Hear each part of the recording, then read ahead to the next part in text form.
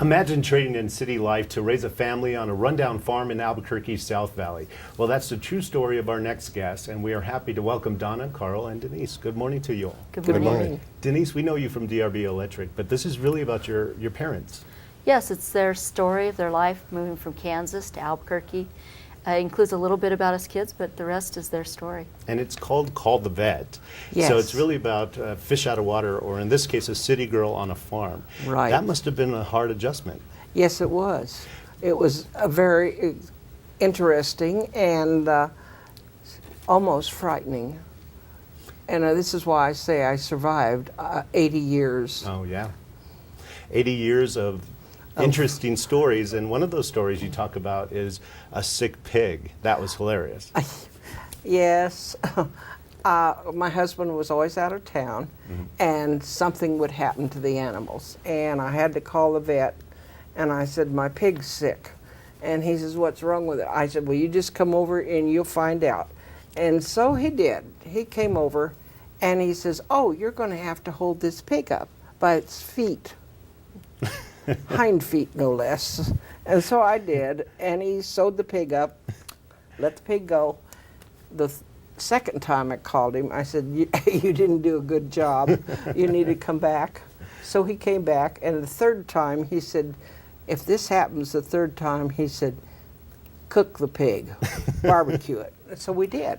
It was a good idea. Yeah, and that was Linden, I think. I named all my animals. That was Linden that we ate. And you raise chickens and horses and all kinds of different things on the Turkeys. And you don't even like birds, right? And, oh, I hate them. I can't. I run from a bird. I don't want feathers at all.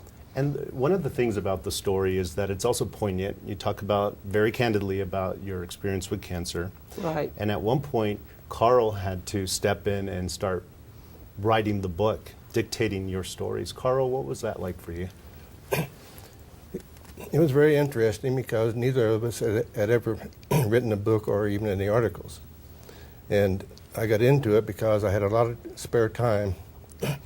She was very sick for a long time.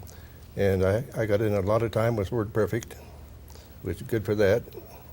And most of what she told me, we had to go back later and correct some of my misconceptions. You were saying that some of the happy pills had kicked in, so you had to adjust the writing a little bit. Oh, yes, yes. She was on pretty heavy sedation for a long time. She had a very serious cancer. Yeah. And some of the things she told me during that period, I'd go back and read to her later. Yeah. Yes. I said, you know, my sister might read this book. I think we better tone down Mother. And I love that it is really a survival story, a love story and a survival story at the same time. It is. The viewers watching this who are going to get this book, what do you hope they take away from this? Lessons of life and survival. There are so many things that you take for granted, and you don't need to take it for granted. You don't need to always take the doctors as God, because we've tried a lot of things, and it worked. And you're here, and we love the story. It's fun, it's poignant. It tells the story of moving from the city to a small farm and raising a beautiful family. Thank you all for being here today. And the book can be found at Bookworks here in Albuquerque, or you can go to callthevetbook.com to get more information. Thank you all. You're welcome. Thank you for having us.